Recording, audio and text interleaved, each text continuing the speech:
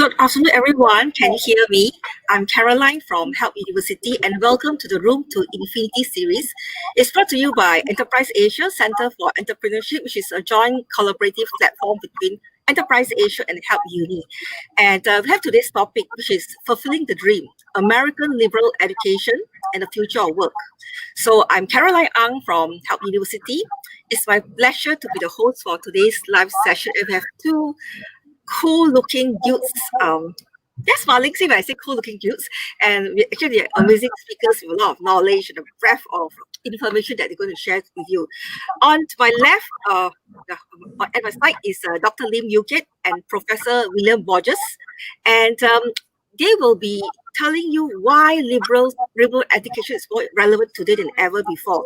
And for many of us, perhaps this is actually the beginning of a roadmap to develop the confidence and the flexibility to learn new skills and ideas, and we did it all across disciplines on what ultimately sets us, our children, the people around us for long-term career success. Because after all, we live in a borderless world. We see notable personalities like Jack Ma and all the other entrepreneur icons. But before we start, I have a question for all of you. And I see quite a number of you log on. And there's a pop quiz that we want you to know. As you can see on the screen, can you guess what Jack Ma studied in university? If you do not know, just have a guess.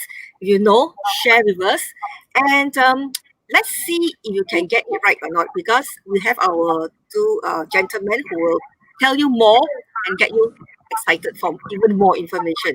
Okay, and if you are watching this from your Facebook, whether you're on mobile or on your desktop, to share and like, why don't you just do a watch party, like and share both the Facebook pages of Help University and of course our host Enterprise Asia, because when you do that, you'll be able to get more updates on more cool stuff, exciting things that may be relevant to you in future. So in the meantime, in the chat, in the comments, please do key in your answers so you know what did Jack Ma study in university. Awesome. As we do it now, okay, back to our topic. Let me introduce to you what Room to Infinity is all about. And we'll also share with you about the biodata of both our speakers. Are they single? Are they married? What do they teach? What will they share with you today? And at the end of this presentation, we'll have a Q&A. So if you want to ask topics, questions about today's topic, or anything that you would like to know about Help University, Enterprise Asia, Jack Ma, of course, Dr. Lim and Prof. Bill, you can do that at the end of it, okay? And, okay, on Room to Infinity, it's actually a brainchild of Enterprise Asia Center for Entrepreneurship, which is a joint collaborative platform between Enterprise Asia and Help Uni. Okay, so Enterprise Asia, you have known them for APIA, and APIA is actually a non-governmental organization. They work with governments, they work with NGOs and many different organizations to promote innovation, entrepreneurship, sustainability, and it's actually all across Asia. And under the pillar, the entrepreneurship pillar, they are proud to have the Asia Pacific Enterprise Awards, or APIA, as I mentioned earlier. This is actually an award recognition program that recognizes entrepreneurial and organization excellence. And I think you probably have seen many MNCs, many big local companies in Malaysia winning these awards, and that's testament of their credibility, the success, and the efforts that all the leaders have taken them forward. Okay, and Room to Infinity is actually, I believe, is every 2 weeks, and in fact, at Help we have participated in this. Probably this is the third time that we're doing this, and the vision is actually to educate businesses, empower youth on thought-provoking topics, and to promote entrepreneurship as a long-term process. Okay, Help Uni. I'm sure all of you have heard of Help University. We have been around for many decades, and we are proud to say that we are the first private university in Southeast Asia to achieve 5 stars in 9 categories in the 2020 QS Stars University ratings. And of course, our two speakers, Prof. William Borges I hope I pronounced your name correctly, but if not, you can always correct yourself later. Okay, we call him Bill at work because he's very nice and friendly, and you can see his size, is someone who is very engaging and friendly and fatherly, yes, in a way. Okay, Prof. Bill actually completed his PhD in political science in the University of California, Riverside in 1980. He's an expert in the research for public policy, business ethics, and the politics of banking and finance. And in fact, has been a professor at Help University since 2018. Prior to that, he was at Putra Business School, has also served at Mara Institute of Technology, INTI University, and Taylor's University as well as St. Jose University, Pensacola Christian College, and Southwestern University in the US. So you may wonder, why is he here in Malaysia? I believe that your wife is local? Yes. Yeah. Okay. So, what you would like to know most about Prof. Bill is that Prof. Borges is that he wrote a book. He co-authored a book called "Savings, the Savings and Loan," which was published by Prager Press in 1989. And he talks about U.S. and Texas loans and saving and loans crisis of the 1980s. He has also published one book that I'm very interested in, and it's called "Principles of Management." I think this is the second edition that is published this year. And of course, he has Organizational Behavior in 2018 and Business Research Methods in 2020 as well, the second edition. I need to buy the Business Research Methods because I'm doing my DBA right now. And he's also the editor of Economics, which was published in 2016 with 2 editions, Principles of Economics 2019, and Human Resource Management, also published in 2019.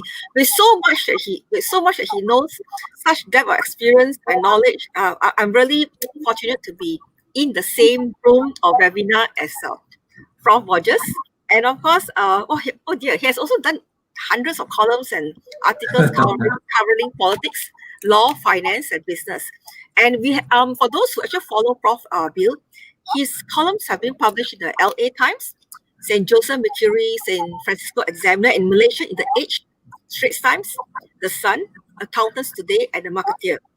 Additionally, he has also done various articles in the Asian Journal of Case Research, where he's also deputy editor. So Prof. Borges is from California, and he has been in Malaysia since 1999. Next to the other the other charming guy in this room. So we have Dr. Lim Yu Kit, or Kit as we always call him.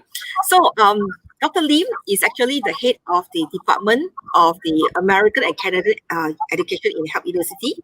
He's also a senior lecturer here as well, and he teaches courses in humanities, primarily philosophy, ethics, religion, and history, European American history.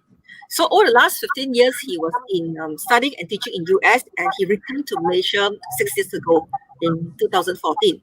So if you wonder what Dr. Kit studied, it's pretty interesting because he did his PhD in religious and theological studies from the University of Denver and the Leaf School of Theology in 2013. So Dr. Kit actually specialized in religious identity, Asian studies, post-colonial studies, and Christianity in the global South. But with his such depth of knowledge and his understanding of all this, he's also able to present a lot of conference papers on history, religion, and in various academic conferences in the US and in Asia as well.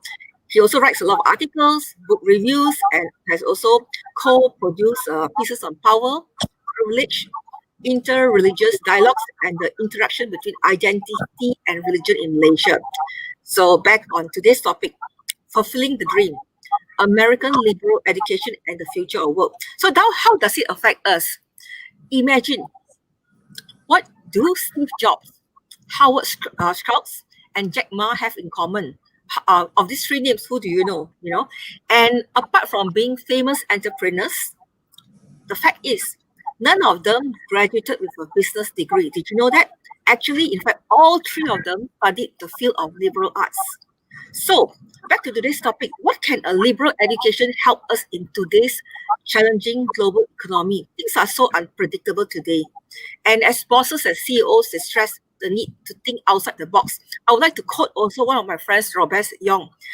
He's one of the inventors of Malaysia, and he says, why don't you think without a box? That's one thing for you to ponder. And how can we collaborate? How can we communicate ideas effectively? To know how, shortly, join Dr. Lim Yu-kit and Professor William Borges from Help University. Let them guide you, share with you, and give you the roadmap in exploring how liberal arts education may be more valuable than ever before. You can develop the confidence, you can develop the flexibility to constantly learn new skills and ideas within all disciplines and be ready for long-term success. Be ready for the future of work. It's not just about the young ones. It's about you, no matter how old you are. And remember later, you can submit your questions. And now, let's hear it from the two gentlemen in the room, Dr. Lim Yu-kit and Prof. William Borges. Thanks, Caroline. That was a very good introduction. Probably my my qualifications are probably not as extensive as Bill's, but we'll try. So as Caroline has already said, here let me share this for you. Today the topic of the talk is fulfilling the dream: American liberal education and the future of work. And actually, as Caroline has already alluded to, right? These people from my left is Michael Eisner. He's the former CEO of Disney. In the middle is Howard Schultz, who is the former CEO of Starbucks. And of course, on the right is Jack Ma. And the thing that they have in common is no, they're not all millionaires. Yes, they're all millionaires. The thing that they all have in common is that none of them graduated with a business degree. So if you were wondering earlier what Jack Ma studied in university, actually he studied English. It's the same thing with Michael Eisner on your left. He also studied English. And Howard Schultz have a degree in communication. And yet, these three guys basically are very, very successful entrepreneurs and very, very successful in the world. And yet, none of them studied business. So what is up with these kinds of what we call a liberal arts degree? So before we actually go into that, I'd actually like to perhaps give a little bit of a sobering data about the issue that's plaguing Malaysian graduates. So I'll be speaking a little bit on the Malaysian context here. And then later I will pass it over to Bill to talk more about the American education system. So if anytime you'd like to chime in, Bill, just let me know, okay? Sure. Okay. So here is the current issue that's going on in Malaysia right now. Right. So according to a study conducted by the Malaysian Ministry of Education's Graduate Tracer Study, there were 51,000 students who graduated from both private and public universities each year, but not only, but 60% of them are still unemployed after 1 year. What is up with that? And they ask the employers, why aren't they getting jobs? And employers usually say that they can't talk, right? They don't have analytical skills. They don't have problem-solving skills. And they seem to be a between what is taught in universities and what the job market and what industries expect of the graduates. In fact, the 2018 Kazana Research Institute, they surveyed the Malaysian employers and they asked them, what is it that they desire most of their graduates? And surprise, surprise, they argue that soft skills is the most important, even more than hard skills. Okay. Later, I will tell you, I will give the break down the difference between what a soft skill and a hard skill is. And in the middle is working. So it seems that employers really, really want their students to be good in these things that we call soft skill. And also a emphasis on lifelong learning. They just, students just don't seem to have that.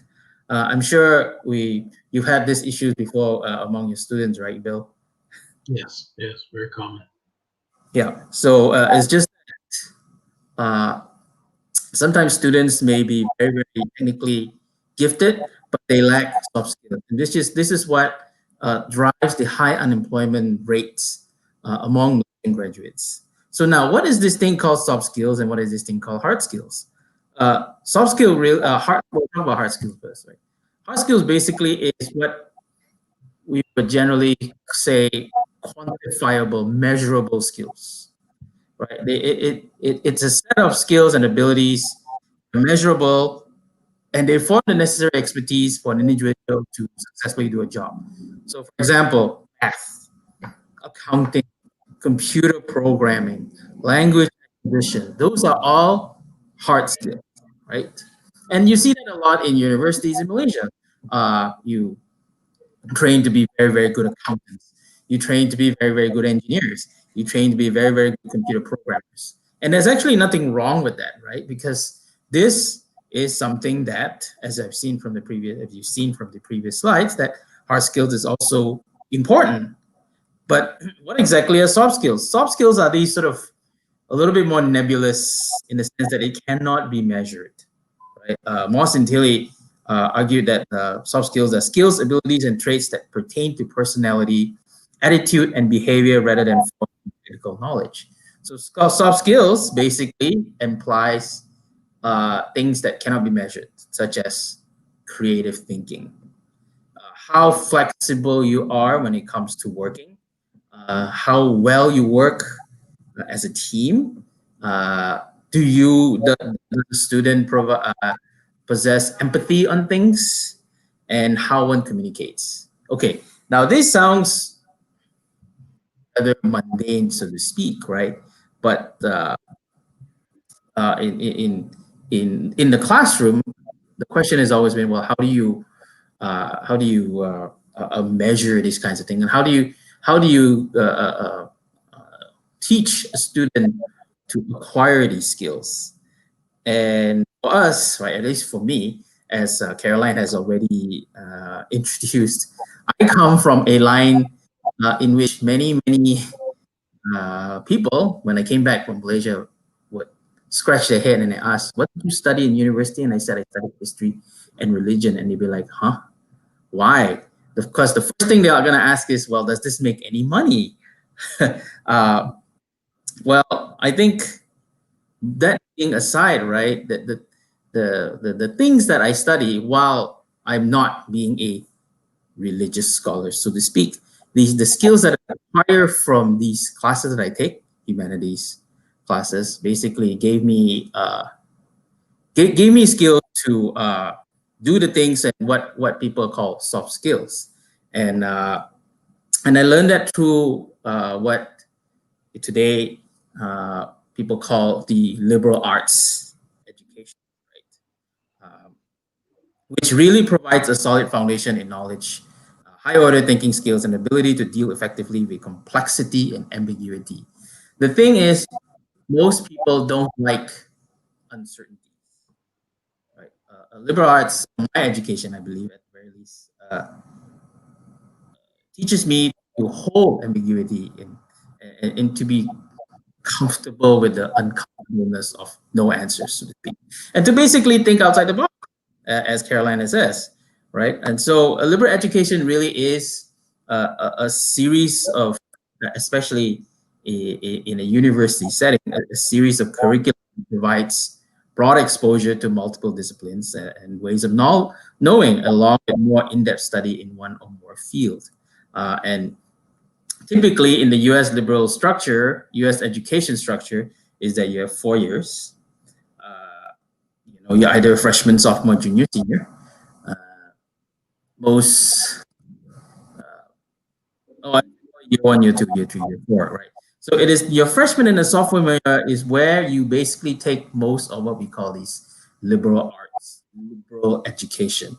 This is the first 2 years where you in a liberal education structure where you take as many types of classes as possible that would increase your depth and to basically hone in your soft skills. So to actually talk more about the education structure, I will pass this round to Bill, who, of course, with his impressive years as an educator and also as a person who's written a lot of books about business, to sort of link up these two together. So I will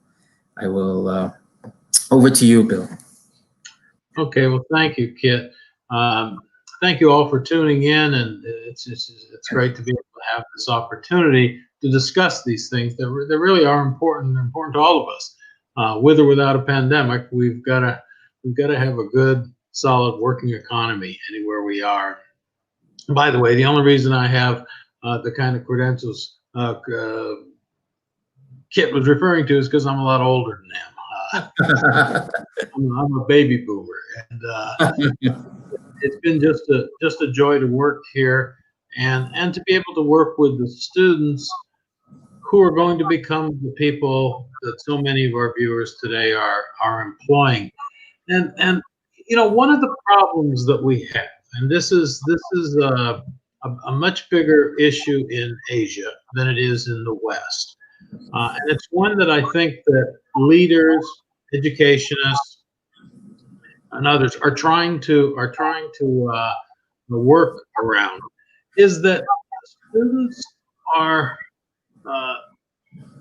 they're educated in such a way that they can pass tests from the time they're very young, and throughout their primary, secondary school, and in college and universities. That's their goal. That's their main goal, to the exclusion of virtually all else. This isn't unique to Malaysia. It's true in South Korea and Japan and Singapore as well. And their leaders recognize how big of a problem this is. The reason it's a problem is obvious. When they're 20 years old, they need to pass these tests. When they're 30, they need to do what their employers want them to do. And those are different things. It's not that there's not a relationship between them. It's that they're just not the same. The soft skills that Kit's referring to are the things that enable a well-educated student to become an effective, a good, a helpful, a productive employee. What they need to do once they take on a job, once they go through this system, whether it's in the United States or elsewhere, is they need to be able to keep learning. They need to be what is commonly referred to as lifelong learners. And you don't get that by simply passing tests and memorizing stuff. The stuff you learn, first of all, you're not going to remember it for long. Not just the specific facts. You won't even remember the trends. Try to, all of you who are with us now, try to think back to something you learned when you were a high school senior or a sophomore in college. You can't, but that doesn't mean that it wasn't valuable. It was valuable if it helped you learn to keep learning. And the way you do that is primarily by questioning, learning how to keep questioning things.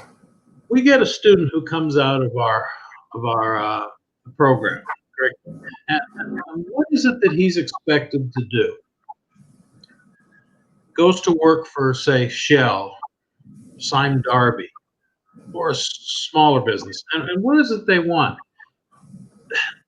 They don't expect us to have told them how to work in their companies. We wouldn't, none of us, it wouldn't matter how good the university was or how gifted the instructor was, none of us would be able to tell you what Shell needs out of a new employee.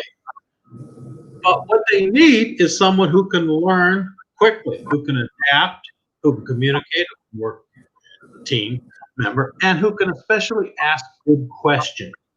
See, then Shell will train them, Petronas will train them, Microsoft will train them to do what they want. They have to be able to learn this stuff well. That's what an educated person does. Okay? Someone who's a lifelong learner. And the kind of soft skills we're speaking of, communication skills, questioning, collaborating, understanding how things work in a sort of non-mechanical way, having the flexibility Kit was referring to. Those are the kind of things companies need. That's why they answer those surveys the way they do. They want soft skills. They don't need the hard skills. I mean, somebody who gets an accounting degree understands accounting. An engineer knows how to build a bridge that won't collapse. Of course they have those things, but in order to succeed and in order to help their employers succeed, they need to have more than that. They need to keep growing in it. And these are the kinds of things listed here on the slide you see. First of all, questioning. That's the big thing. I'm a big proponent of this, just for my I hate to say this, my 40 years in higher education. This is what I've noticed, that if there's one thing that's important, if there's one gift that I could hand people that they need as they go into the work world, it's the willingness and the ability to ask good questions. They're at least as important as good answers, usually more important. That's how new things get developed. That's how vaccines get developed. That's how we got to the moon. That's how companies get built. People have to ask things how they work. They have to also be able to go ahead. It's interesting you said that, because so much of our education, in even when we go out to work in the working world, asking questions is sort of seen as uh, it's sort of like implied that you're stupid or you don't know anything. Yeah. Right? And I think that that's something that needs to change in the way we frame asking questions, especially when it comes to liberal education. So Absolutely. Yeah. In class, I'll tell you what happens, and I know I'm not the only educator who's had this happen. When people don't ask questions, I'll ask them myself. I'll say to the students, why don't you ask questions? Oh, I don't want to sound stupid. I don't want to sound like I don't know anything. And then what I tell them is, as soon as somebody asks me a question, even if it sounds like it's a fairly simplistic thing you're asking about, I will see half the class write down my answer. Okay, which meant that the others just didn't want to appear to not know. And we've got to get past that sort of thing. That just doesn't matter. It's just not very important in the scheme of things. But I'll tell you, the other thing that's related to what you raise here is that asking questions as you go through this primary, secondary, college scheme of things, it's seen by people, other students, maybe even some instructors, as interfering with the educational process. You're not being able to listen to the lectures as well if somebody asks questions. So they carry that in. Then they become 25 years old and they don't know how to ask questions because they've never done it before.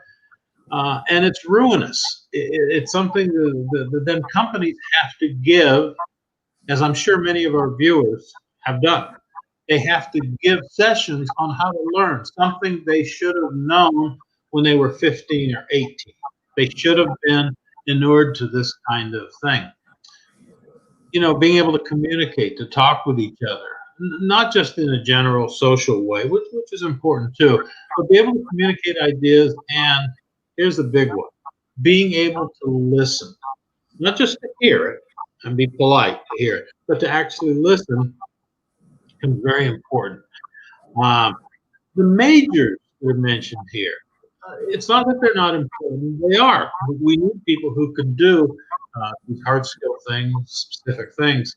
But the idea of an American education traditionally has been that everybody, whether you're going to be an engineer, a scientist, a poet, whatever it is, that you're given a well-rounded education, that you know how to keep learning new things. The old saying is, I don't know if they still say it as much as they used to. An educated person knows what he doesn't know. Okay, and if one remembers that, it's important because none of us knows nearly as much as we don't know. So you try to get students to that point, and that benefits the companies, the employers, just as much as the students. Okay, what else we got here? The next slide. Oh, we're in here. We got a new one coming up there. This is just wanted to show what a liberal education can connect you to with many different things. But maybe Bill, talk a little bit about how this specifically relates to the entrepreneurial mindset. Well, I mean, what an entrepreneur is, so to speak. Yeah, well, it definitely does. I tell you, I might have been the only person who was not surprised maybe when I didn't know what Jack Ma had majored in. I've actually written a little bit on him, but I didn't know what he majored in. It doesn't surprise me a bit, him or that Eisner or that any of the people. Bill Gates, listen to him. If you didn't know better, you'd think Bill Gates spent his career as a professor. I mean, he's extraordinarily bright and well educated. But he did this by learning, listening, asking questions. And that's what entrepreneurism is about, really, being able to do that kind of thing. It slides right into the companies. It's not a matter of simply, you know, what one's degree is. It's how well one can keep learning after that. You know, one of the things that I sometimes will tell students, I give an example of a student, let's say, who graduates top of his class. Let's say he went to Caltech, that's maybe the best engineering school in the U.S. Graduate top of his class. He'll be flooded with offers. People want this kid because he's got such potential. Suppose he goes for a few years and doesn't learn anything after he gets that first job. What he's going to do is get a pink slip, because they didn't hire him because he's got a nice looking sheepskin on the wall, because he was top of his class valedictorian. They hired him because he can keep learning and producing things. And that's why you need this kind of a broad, what we've come to call soft skills sort of education. And they do become fine thinkers. Nobody, it doesn't matter what you go into. You could be a librarian, or you could be a CEO. You need to be able to think in a complex fashion. You need to be able to sort lots of things out. And to do that, you need to interact with others. You need to keep learning, and you need to, as I've said, ask a bunch of questions. So it's no surprise. Business people will tell you all the time that they're less concerned with the major that somebody's in than what the person can do now. Can the person learn more things? Critical thinking, I guess, is what is the term we've come to use these days. And so, yeah, indeed. Actually, I was going to say that in terms of the liberal education, the classes that we had to take, I went to the United States to study, and the classes I had to take, you know, I had to take a class called astronomy. You know, I mean, I'm not an astronomer. I don't know a difference between a neutrino and a comet. Well, I kind of do, but you know, these complex things, these are the things that they're expected to take. Classes as broad as possible. You know, I take a class in philosophy, or you take a class in religion, not because you want to be a religious scholar or that you want to be a historian, but because these subjects basically tease out, show you how to connect the dots. As an entrepreneur, you kind of need to know how to connect the dots, right? To see and analyze things for what it is, and identifying problems, basically, or solutions, or things to improve on. And you know, you don't necessarily have to take a business class to accomplish that. And in the liberal education system, you know, you can take, like I said, classes as vast as history or psychology or psychology, right? To basically learn the full aspect of what we call human existence and the human experience. And only if you know all these things, that's when you basically are broad, you know, you're broader in your mindset. And that's where you can actually connect the dots and as Caroline is again say, think outside the box, right? That's right.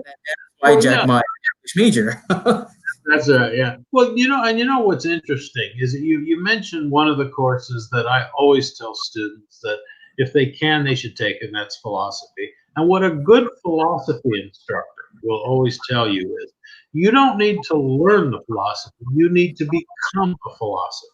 You have to yourself be able to do that. The other course that I would push students into trying to take, and I don't care if they're business students or in another major, because it helps them to think logically, and it'll continue to help them this way, is statistics. Statistics scare students because it's got X's and O's and lines and stuff, and they don't like it because they're used to saying, what good is algebra and trigonometry and calculus ever going to do? They'll never use it. They might be right. In most jobs, they probably won't use it directly, even though learning it might be of value to it. But statistics, they will. Statistics is a kind of course where, like philosophy, it requires you to engage thought things. Think right now during the pandemic. We're hearing statistics daily about percentages of population, numbers of tests, comparing one country to another. A good statistics course would have given the students who listened and learned and then just take it for the purpose of passing a test, would give students the ability to really understand things better. So that's the kind of thing that I think most of us try to push in our classes, to get students to get things that they know will be of practical benefit to them later. Yeah, most students sort of have this mentality. Well, I'm not going to be a historian. Why should I take that? And it is true. It's not so much the facts that you are learning. Well, although facts are important, but it's actually the soft skills that come out of the class that's important. That's going to serve you well in the future as you go into the business world, as you go into the work world, right? So anybody can find out who's the first U.S. president is, but what's more important is that what is the significance of the first U.S. president, right, in terms of America and things like that, which then, of course, then opens up doors to things like, you'll learn things like how do people negotiate, which again is a huge soft skill when it comes to the business world, right? Negotiating skills. Leadership. How do historical figures negotiate things to get to a solution? And that's highly interesting to me. So I do want to show a few quotes from important people, and like Steve Jobs even said it, right? Technology alone is not enough. It's technology married with the liberal arts, married with humanities, that yields us the results that make our hearts sing, right? This is the guy who's basically a tech head, right? He's a computer nerd, very successful, right? Well, basically launched the whole Apple line series and all the iPhones you have. The guy who created the iPhone, it says that technology is not enough. You need creativity, right? and now Steve Jobs is a school dropout, but when he was studying college, I believe he was a philosophy major, right? I think that's right. Yeah. Yeah, I think he was a philosophy major from Portland. He went to school in Oregon, and he never finished. Yeah. But yeah, he was very, very interested in Eastern religions, Eastern philosophies, and if you think of him today, you might even think that he's sort of like a hippie, right? And Thomas Friedman has already said it, right? The world is moving so fast. We're exposed to digitization, automation, and outsourcing. So it's not only what you know, but how you learn that's going to set us apart, right? As the coming industrial IR 4.0, the things that a lot of jobs can be replaced with automation and robots and artificial intelligence. So what sets humans apart is the ability to not think like machines, basically. And this is where the value of the liberal arts education comes in. So that becomes your salvation. I mean, it's a frightening time. Right now, we're in the middle of this information revolution, and the same fears were around that were around at the time of the Industrial Revolution, and I'm sure at the time of the Agricultural Revolution. People thought, well, our jobs are going to be taken away. Some jobs leave, and far more come in. But you have to grab those opportunities. Friedman's right. Friedman, the 3-time Pulitzer Prize winner, he's right. He understood, for example, just one thing out of this The World is Flat book that he wrote, that he pointed out is that the reason it's flat, it means we don't need all the middlemen that we once needed to get stuff done. So for those people, it's going to mean moving to something else, doing different stuff. For the rest of us, the great opportunities are that we no longer need other people to do stuff for us because of the internet and the like. We can do these themselves. So yeah. It's important. Right. So this sort of ends our presentation, and we'll be glad to take in any questions that you have. If Caroline. Thank you, gentlemen, for the very interesting discourse. I can see that both of you are very passionate. And yes, we do have questions that we are pulled out from both the Enterprise Asia TV, Enterprise Asia Facebook, and of course, Help University's Facebook. Okay, the first one is, do those who graduate with a liberal arts degree have a realistic view of their abilities and are sure what occupation they want to pursue? Okay, those who have a liberal degree, are they realistic in terms of their abilities, and do they know what occupation do they want to pursue? That's the first one. Well, some would and some wouldn't. What they want is to be able to take on different kinds of jobs. If they have the understanding, Kit and I were speaking of, that companies are looking for the major second and for the abilities that came with getting the degree first, there's no reason to think that somebody with a liberal arts degree couldn't go to work for a whole range of different companies. You know, most of us go through life. I'm an exception to it. I always wanted to do what I've done, but I'm a rare, very rare exception to this. Most people are not working in the fields, in the areas that they were trained, that they thought they would work in. But most of them did just fine. I mean, like me, when I was in school, we had mainframe computers. We didn't have any PCs or anything like that. None of us understood anything. We'd never heard of software, anything like that. But every single one of the people who graduated when I did in the 1970s, everyone that I know of, has done fine. And they've all adjusted, and we figured out how to work computers and stuff. And that's the way it is with liberal arts grads or any other grads. They need to be able to adjust to what employers and the world needs. Yeah, and I think the ability here is to, when one applies for a job, is to basically show that, yes, I may have a philosophy degree, but from my philosophy degree, I have learned how to solve problems, to look at things outside the box. And I think that's, and again, as Bill said, a lot of people don't work or don't have jobs that's within their academic majors. I mean, I'm not a priest. I mean, I studied theology, but I never want to be a priest. Okay, by the way, I'm interested in the academic study of religion and how it connects to the world, right? And from there, you sort of understand how humans behave, and when you understand how humans behave, then you are able to, dream of solutions. Basically, I hope that answers the question. Yeah, that's quite an interesting analogy. I think I should start reading some religious theology stuff and all. So the first question was from Ernie Lee. And next from Veronica Wong, we have second question. What are the unique features of the liberal arts education compared to other education structures? Well, if I could just bend the question a little bit, it would be maybe what would be the difference of an American type liberal arts education? Because even in UK or Australia or elsewhere, they're going to have liberal arts courses. They have that expectation.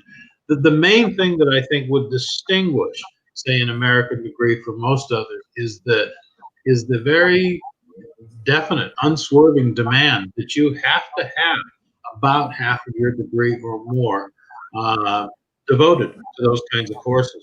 Less emphasis on the major, more emphasis on just becoming sort of well-rounded. One of the advantages in students entering it is that you don't go down one path and then, if you change your mind, start over again.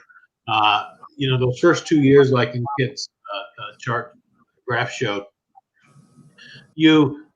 maybe your second year, maybe even your third year, you decide what your major will be, but all of you have taken the same kind of courses in math, science, philosophy, history, whatever they happen to be. So you can kind of shift. And that's I guess it can frustrate students who want to get right into their majors, but the thinking is, in most American degrees, is at age 17, a student might know what he or she wants to do with the rest of someone's life, but you might not.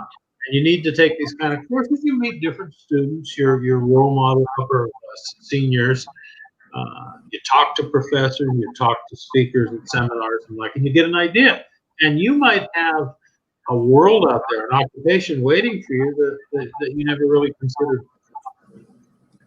I started off, just a trivia.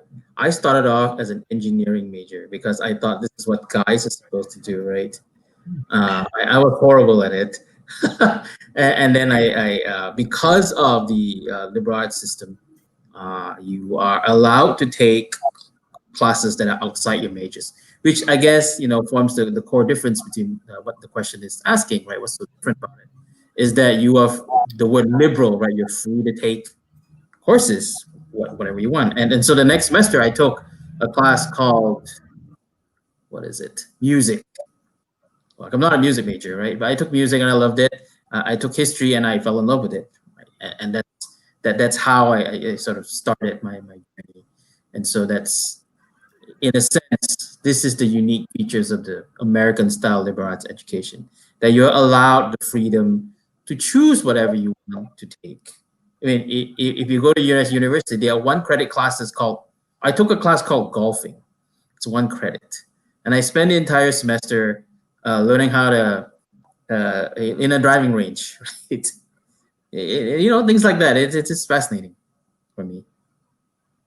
So. Okay, it sounds quite fun. And we have the third question from Raymond Munasinger. I hope I pronounced her name properly. His question is, can a liberal arts education nurture charisma and the power of speech?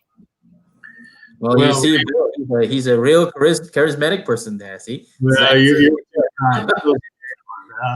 Raymond, it's like you just threw me a big softball. You absolutely develop charisma and learn how to speak and get into it this way. You don't have to be a self-help guru necessarily, but you become someone who's confident in speech, wants to help others, wants to go out there and talk, isn't shy about stuff. There's no reason to be, because you've developed that kind of charisma. I mean, it's sort of like a magic in your appearance, your speech, and the things that you do, and it really does help you become a better speaker. One of the soft skills we speak of course, is learning English, and it's not fair. I mean that English is the international and business computer language. I know that, but it's the way it is, and it's going to be for some time to come. How do you get to improve your English? You get to improve it by speaking it. That's the reason. I'll just tell you this one little story. Hopefully I won't bore you all. When I first came to Malaysia, my wife and I got married. We moved to the States for about 10 years. When we came back here, a big reason was we wanted to raise our kids here for various reasons in the 1990s. And when they came over here, they were 3 and 5 years old, I think. And I could speak more Mandarin than they could. My wife is Chinese. I came over. She had to come first because I had to work a bit, a few months in the States. I came over 3 months later. They were both speaking it. I won't say fluently, but it was impressive. They could carry on conversations because of being around their aunties and friends, and everybody was speaking. Well, as adults, we don't have that advantage. We can't learn as easily. But when you learn English at the level that most people have it here, the reason I don't speak Bahasa Malaysia, for example, is because I didn't need to. Everybody speaks English here. That isn't enough. You need to improve that, and the way you do that, I always tell my students who go off and do conflicts and they speak dialects and so forth, they'll speak English to each other and practice it. Anyway. There are classes in liberal arts education specifically on communication. Public speaking is one of them. And I know a lot of people, a lot of students are actually scared to death about this class. But it forms a beginning, a stepping stone in what's going to be a lifelong skill, right? Not even, I mean, it's not just public speaking, but in other classes, you're required to speak. You're required to give presentations. And, charisma and power of speech is an acquired skill. And these are the beginnings, right? So you're not just solving complex algebra questions or calculus questions, right? You're being asked to present your findings in a concise manner, one that is easily digestible by people, and that's where the skill comes in. Okay. Next, we have from Irik Hu, and she asks, how much do prospective employers respect a liberal arts degree in Asia? Well, my understanding is that's begun to change, that they're far more receptive to it than they used to be. And part of this is simply because of the globalization. People in the West are picking up the positive, the good traits of Eastern-based education and business practices, and vice versa. It's happening over here. They're far more receptive to it than they once were, but not for any sort of kind, politically correct reasons, but because it works. It's important. At least that's been my experience when speaking to leaders of companies. Kid, I don't know what you've heard on this. We like you said, I think it's starting, but there's still perhaps a ways to go. Maybe I think, and you're right. The older generation of parents or people can't seem to understand why should the kid study, U.S. history, or why, right? And so I think there's still that stigma right there. But like Bill say, I'm an optimistic person. It's starting to change. There are tons of writings on this in America, which talks about the importance of liberal arts education. And as you can see, even in public universities, I think UKM has a sort of choose your own course major. So little things like this are starting to happen. I'm not sure in the private education industry. I don't have the data on that, but at the very least, in public universities in Malaysia, that's starting to change. Okay. Next, I have a very important question from Professor Dr. Paul Chan, who's none other than the Vice Chancellor of Help University. In fact, we were talking about Jack Ma, and actually what I know is that we have an amazing collaboration with Alibaba in China, thanks to Professor Dr. Paul. And he has a question. He has something to say to you guys, and he says, congratulations to Prof. Borges and Dr. Lim. And his question is, I understand that multinationals like Alibaba, Google, and others now need more liberal arts graduates to help them to understand and interpret their customers' expectations. Can you elaborate further? You want to take this, Bill? Well, sure. Yeah, this is something that, he's definitely, President Paul, you're definitely right about this. This has happened, and it's going to keep happening more. They need to think in the mindset of customers. You can only do that by being good at questioning and listening. Okay, and yes, this is why the big companies want it. And you might even say they want it for a selfish reason. They want it because it helps them prosper. They don't simply need people to do the technical, mechanical things that all these companies you mentioned need. They need to work with the customers as well as with the other employees to figure this stuff out. See, oftentimes we hear things and we interpret them based on sort of the way we viewed things before.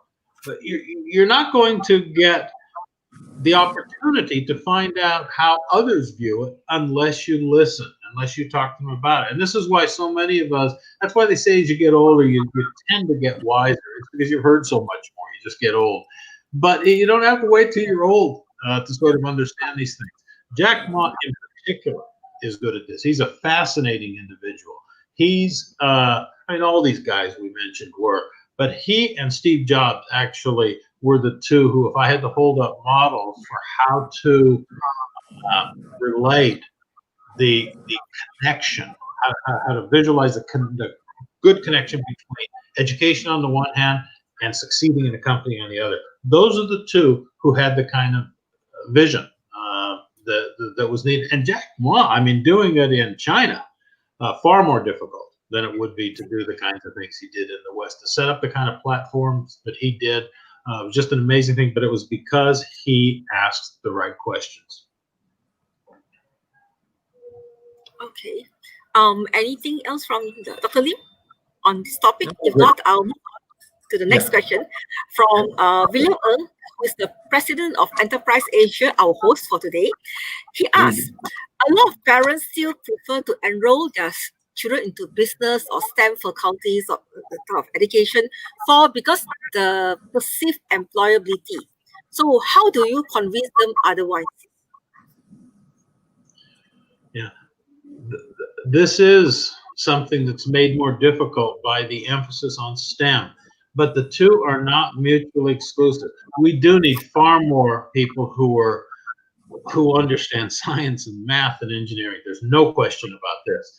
But that doesn't mean that people who are skilled, who have the soft skills within those majors and who go into different majors, it doesn't mean they're not going to be employable. What you have to do, if people are willing to listen on this, and I think more and more are, is you have to explain to them that there's not the one-to-one connection between one's degree choice and one's success in life or success in a career that they think. You can show them charts, you can explain it. But, you know, I'll tell you, it's an excellent question, but one of the things that you have to hope for is that people have some faith that the guys like Kit, me, Dr. Chow, that we're not lying about this stuff, that we're telling them the truth. And that's why it's so good to use people like Schultz, Jeff Bezos, and other people who know these kinds of things through experience.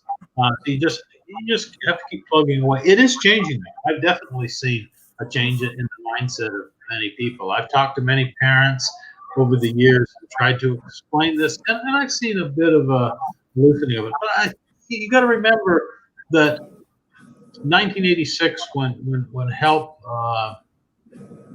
was founded, when we started to see more and more go. Before that time, only the very wealthy or very gifted went to colleges or universities in Malaysia. The same thing that had been true in the US before the 1950s. After the war, it all changed. So people don't have the kind of understanding going into it. What they do is they say, well, my uncle's friend's neighbor told me that this would be a good major to take. And that might be right in some cases, but as an overall posture, it's probably not one that serves everybody all that well. Yeah, I think it's important to. Sorry, I'll say a few more things.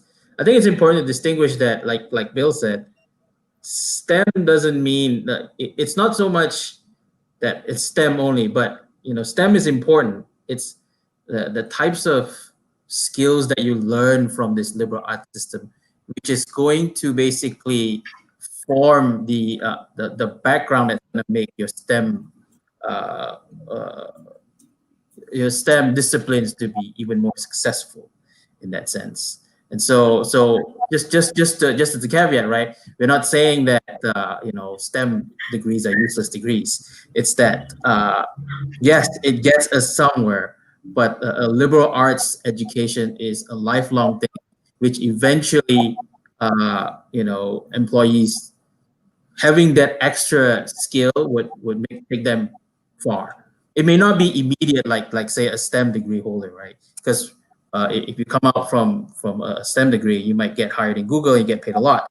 But those with liberal arts degrees sort of have a slow burn to them because of the skills that they acquire.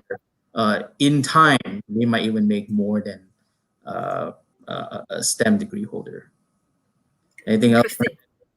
Yeah. I think from what I deduct from the both of you is that if I were to study liberal arts education and all that, I would technically have better critical thinking skills, higher order mindset, probably. Yeah, I think that would be good. And it's also, yeah. So, but we still need the engineering, business, and STEMs and all that as well. Of course. They come together. the engineer who graduated is just superb with engineering, with math, with things that go into it, is going to go so much further. If he or she has those soft skills that go with it, you're going to get promoted. You may get your own company at some point. Whereas if you didn't have those things, you might not even know where to start trying to pursue those additional things. So, it's important for everybody. Okay, and finally, we have one last question from none other than Prof. Jayati Roy, who's also a professor at Harvard University. And she asks, what is your advice for parents who want to get their children started along this path without going to the US for now because of the COVID-19 pandemic and a lot of restrictions and so on? How do they get started in this liberal arts education? Kit, you want to start with that? You go ahead. Okay. A student who really wants to do that, first of all, you can do that in Malaysia. You don't have to go to the U.S. or elsewhere to get this kind of start. There are some fine institutions here, especially HELP, that can provide you this kind of a degree, this kind of help. We have it here. We have it in many of our majors where we emphasize these kind of things. I'll tell you the one thing that the students need to start doing early if they're going to, if they're, say, 15, 16 years old, they need to do more reading. Once they do that, they're going to become accustomed. They're going to become used to what the kind of thing is that we've been talking about this last hour. Learning how to learn, opening up your mind, having a more question-oriented approach to things. But you do need to pick out, when you get to the point of going to college, a place that's really committed to that wants to do that doesn't simply think that the only thing that's important is passing a test. And you do that by coming in and talking, to people who run it. Not all universities and colleges are made alike. Not everyone agrees on this, and that's okay with me. We're giving you our honest take on this, and so that is something you can do. We've got some fine institutions, and even if you want an American degree, there are even 4+0s now that one could take. But I hope that the pandemic thing clears up pretty soon, and so we have the easier path there. But don't think just because you don't go to the U.S. you couldn't get the kind of liberal arts degree we're speaking about. You can get it here and elsewhere. Yeah, a shameless plug, right? Even within the American, at least in my program, in our program, that people don't have to go to America to get this liberal education. You spend 2 years here in the department, you can actually take those credits and transfer to other local degree options here at HELP. So that's one of them. So, and like I said, liberal education is all about freedom and flexibility. If one door closes, you have to find another one, and that's one aspect for you. And of course, hopefully, the pandemic will go within 2 years, right? Hopefully, and then 2 years. Yeah. so it's just the right time, right? You start studying here, and then when the pandemic goes away, then you can go over there. Yeah. It makes sense. Okay. I think we've answered all the questions from the guests tuning in. Any final words of wisdom from both of you? Well, I just want to thank you, Carolyn, everyone who helped, and everyone who tuned in today for being such good listeners. Talked about so much. These were great questions, and we're all working toward the same thing. We want to, even in normal times, we want to have a more productive and fun life. We want everybody to have it. We want our kids to have it. We want it ourselves, and we're just trying to give some of the some advice toward what works. Toward that with your education and in life, questioning, listening, developing these soft skills. They're important. But thanks to everybody who tuned in today. I appreciate you taking Yes, thanks again for having us. When Caroline came in and asked us to if we can help out, and so was scrambling, what should we do? And then I realized that actually we should talk a little bit about this thing called liberal education, which is a little bit misunderstood, truth be told, in Malaysia. So hopefully, what we've shared today would, enlighten some people here. Some of our listeners who've been, we're very thankful that you tuned in. So thank you again for giving us this opportunity to share our thoughts. Thank you. I know I hustled you a lot. I was quite persistent, but thank you for coming on finally. And for those who are listening in, and if you are watching a late telecast of this, you will see the contact details of Prof. Borges as well as Dr. Lim. Their email addresses are on the screen. Secondly, the past telecasts will also be on the videos of both Facebook page, and at Help Uni, we will also put it on the YouTube channel as well, probably in 2 days' time. So that's all for now. And if you haven't liked the Facebook pages of Enterprise Asia as well as Help University, please do that soon so that you can get the latest updates on what's happening. You can also contact these two gentlemen and get probably more insights from them. If you're a parent, go hustle them. They have a lot to share. And well, I think thank you to Enterprise Asia. Thank you to all the listeners out there. Thank you to my colleagues at Help University. And thank you for attending today's Room to Infinity live talk on Fulfilling the Dream, American Liberal Education and the Future of Work. And we hope to see you again in another session. Thanks again, finally, to Enterprise Asia for making it possible. Thank you. Thank you. Thank you.